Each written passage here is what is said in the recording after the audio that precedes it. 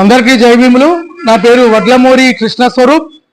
సుప్రీంకోర్టులో న్యాయవాదిగా ప్రాక్టీస్ చేస్తున్నాను మరియు దళిత బహుజన పార్టీ జాతీయ కమిటీ అధ్యక్షులుగా పనిచేస్తున్నాను.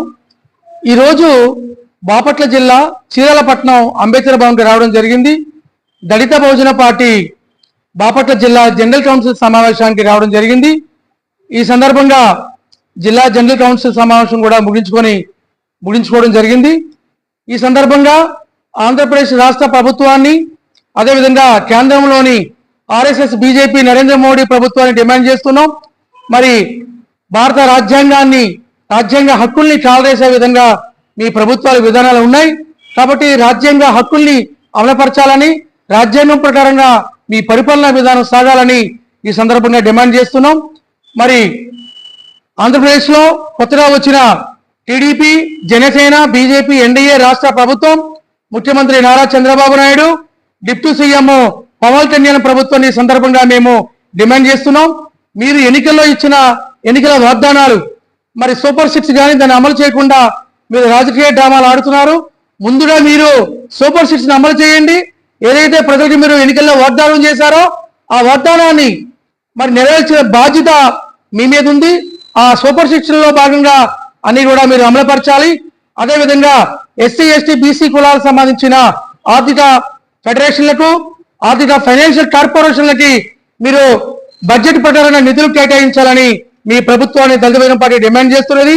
ముఖ్యంగా ఎస్సీ, ఎస్టీ సప్లై నిధులు గత 10 ఏళ్లలో 2014 నుంచి 2024-25 వరకు ఈ ఆంధ్రప్రదేశ్లో ఎస్సీ, ఎస్టీ సప్లై నిధులు బడ్జెట్లో ఎంత కేటాయించారు, ఎంత ఖర్చు పెట్టారు, మరి ఈ బడ్జెట్ నిధులు దుర్వినియోగం అయ్యిందా, సద్వినియోగం అయిందా అనే దాని మీద ఖచ్చితంగా రాష్ట్ర ప్రభుత్వం ఒక సమగ్రమైన శ్వేతపత్రాన్ని ఈ రాష్ట్ర ప్రభుత్వం విడుదల చేయాలని ఈ సందర్భంగా డిమాండ్ చేస్తున్నాం.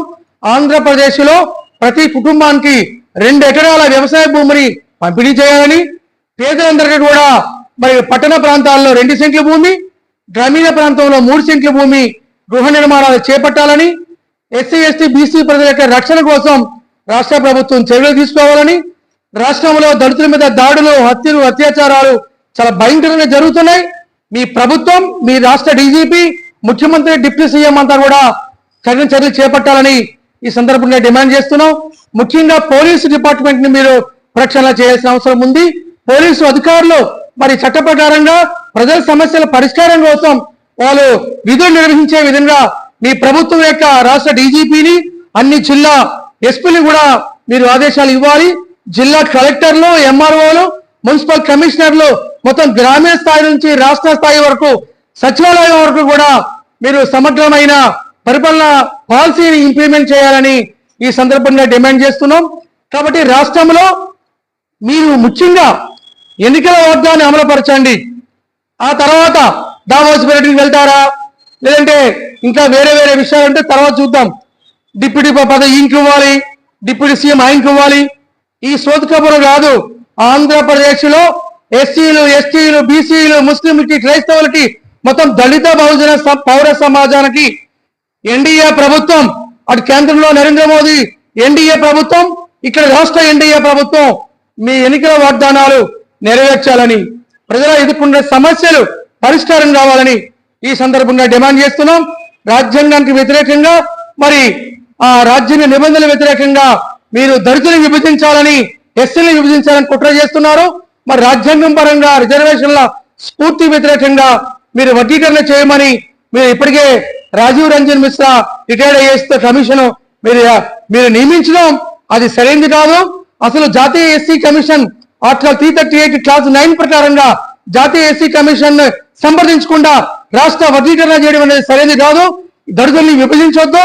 దళితులంతా ఒకటే, దళితులందరూ కూడా అంటరాని ప్రజలు.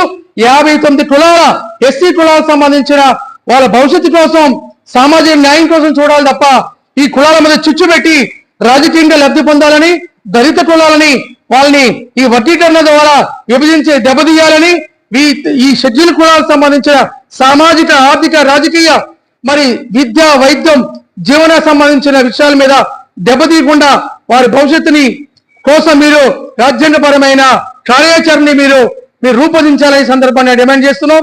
ఈ రోజు జనవరి 25వ తారీఖుని ఇప్పటికే మీరు వర్గీకరణ కమిషన్ వేసి ఈ రాజీవ్ రంజన్ ఈ రిటైర్డ్ ఆఫీసర్ చేత ఈ రోజు బహుశా మీకు ఆ నివేదిక ఇచ్చుంటారు. ఇట్లాంటి దొంగ నివేదికలు మేము పట్టించుకోం. ఖచ్చితంగా ఆ నివేదికల మీద రాజ్యాంగానికి వ్యతిరేకంగా జాతీయ ఎస్సీ కమిషన్ సంప్రదించకుండా మీరు దొంగచాటుగా ఇచ్చిన నివేదిక మీద మేము హైకోర్టులో సవాల్ చేస్తామని ఈ సందర్భంగా మీకు గుర్తు చేస్తున్నాం. కాబట్టి దళితులు మరి ఐక్యత కోసం మీరు పనిచేయాలని, దళిత బహుజనుల భవిష్యత్తు కోసం ఇప్పటికైనా మీరు పనిచేయాలని ఈ సందర్భంగా దళిత బహుజన పార్టీ తరఫున మిమ్మల్ని డిమాండ్ చేస్తున్నాం. జై భీమ్, జై అంబేద్కర్.